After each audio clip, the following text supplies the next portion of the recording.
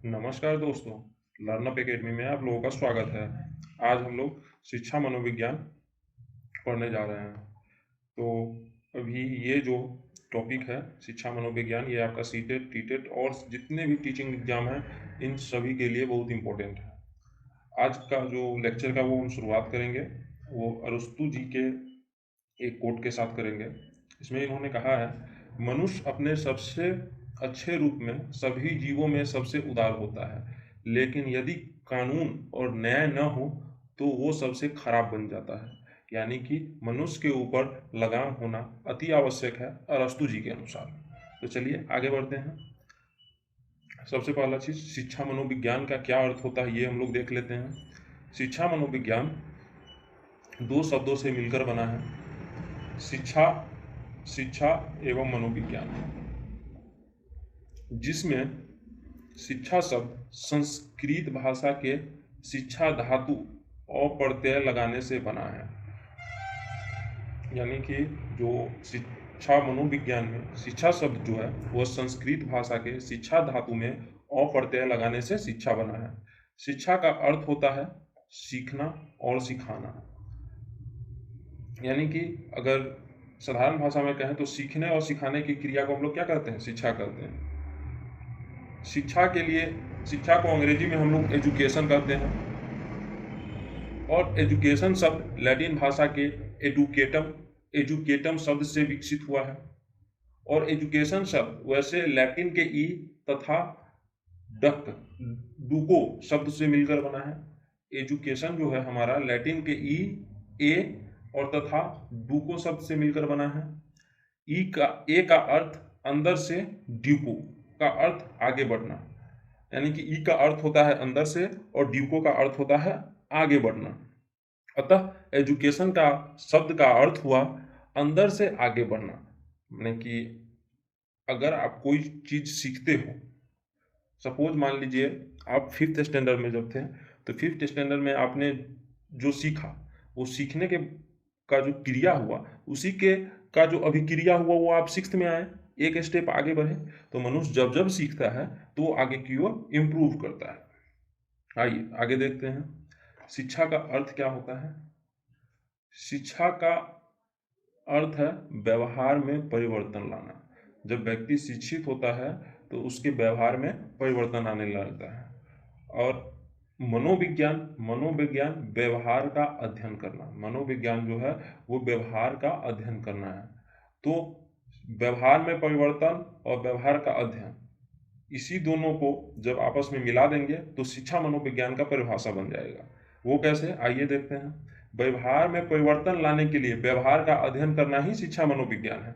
यहाँ अभी आपने ऊपर में पढ़ा कि व्यवहार में परिवर्तन लाना शिक्षा है, और मनोविज्ञान व्यवहार का अध्ययन करना मनोविज्ञान है। और जब इन दोनों को मिला दिया जाए तो शिक्षा मनोविज्ञान बनता है, और ठीक उसी तरह उसका परिभाषा भी बन जाता है। व्यवहार में परिवर्तन लाने के लिए व्यवहार का अध्ययन करना शिक्षा मनोविज्ञान कहलाता है।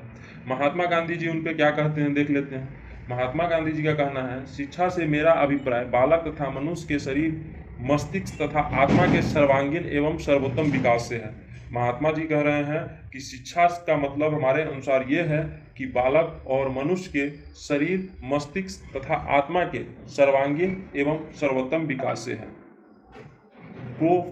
फ्रोबेल के अनुसार शिक्षा वह प्रक्रिया है जिसके द्वारा बालक अपने आंतरिक शक्तियों और बाह्य शक्तियों का रूप देता है। फ्रोबेल कहते हैं शिक्षा वह प्रक्रिया है जिसके द्वारा बालक अपने आंतरिक, अपने अंदर का शक्तियों को बाह्य शक्तियों का रूप देता है। यानी कि हमारे अंदर जो शक्ति है उसको हम उजागर करते हैं, किसके द्वारा? शिक्षा के द्वारा।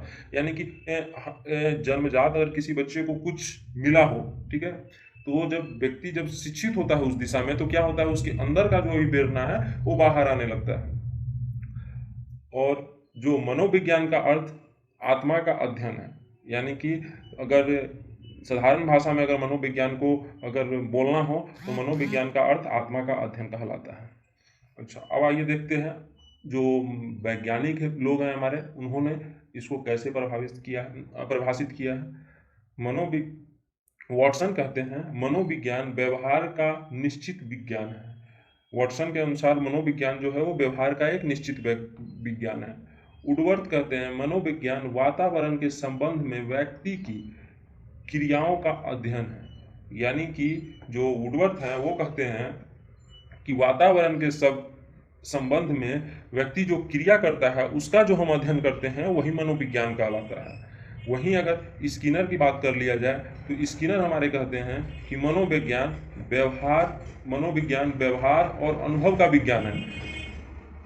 स्किनर के अनुसार मनोविज्ञान जो है व्यवहार का और अनुभव का विज्ञान है। व्यवहार और अनुभव के बारे में जो हम अध्ययन करते हैं उसी को हम लोग मनोविज्ञान कहते हैं। वही अगर क्रो की बात करें तो उन्होंने कहा है मनोविज्ञान मानव व्यवहार और मानव संबंधों का अध्ययन है। यानी क्रो के अनुसार क्या है, मनोविज्ञान मानव व्यवहार का और मानव का जो व्यवहार है और उसका जो संबंध है उसी का जो हम लोग अध्ययन करते हैं उसी को क्या कहते हैं, मनोविज्ञान कहते हैं। ये क्रो कहते हैं ऐसा। वही अगर मन की बात करें तो मनोविज्ञान का संबंध व्यवहार की वैज्ञानिक खोज से है। मन कहते हैं कि मनोविज्ञान का जो संबंध है वह व्यवहार के वैज्ञानिक खोज से हुआ है। और वही अगर मैकडूगल की बात है तो मैकडूगल कहते हैं मनोविज्ञान जीवित वस्तुओं का व्यवहार का विज्ञान है। यानी कि जितने भी जीवित वस्तु हैं उनके व्यवहार का जो अध्ययन करते हैं वही मनोविज्ञान कहलाता है, ऐसा मैकडूगल कहते हैं।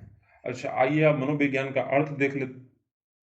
मनोविज्ञान का जो अर्थ हुआ, वो परिभाषा हुआ, वो कब कब कैसे क्या क्या दिया गया वो देख लेते हैं। मनोविज्ञान आत्मा का विज्ञान है। समय ऐसा किसने कहा और कब कहा ये देख लेते हैं। 19वीं शताब्दी में कहा गया और इसको किसने कहा, प्लेटो ने और अरस्तु जी ने कहा था। इसका परिभाषा अस्वीकार कर दिया है, किसी ने नहीं माना कि मनोविज्ञान आत्मा का विज्ञान है। उसके बाद आया 17वीं शताब्दी में मनोविज्ञान मन का विज्ञान है। प्रतिपादक इसके जो इसका जो अर्थ वो देने वाले थे पोंजी थॉमस रीड, इस परिभाषा को भी अस्वीकार कर दिया, किसी ने स्वीकार नहीं किया, कहा कि नहीं ये गलत है। फिर आया मनोविज्ञान चेतना का विज्ञान है। ये कब आया, 17वीं शताब्दी में ही आया। इसके प्रतिपादक कौन थे, विलियम वुंड और जेम्स टिचनर थे। इस परिभाषा को भी दोस्तों अस्वीकार कर दिया गया, किसी ने नहीं माना। उसके बाद आया मनोविज्ञान व्यवहार का विज्ञान है और ये कब कहा गया, 20वीं शताब्दी में कहा गया कि मनोविज्ञान जो है वो व्यवहार का विज्ञान है। 20वीं शताब्दी में मनोविज्ञान को व्यवहार का विज्ञान घोषित कर दिया गया। इसके प्रतिपादक जो है वुडवर्थ और स्किनर और वॉटसन, इन तीनों ने जो है इसको माना कि मनोविज्ञान जो है वो व्यवहार का विज्ञान है।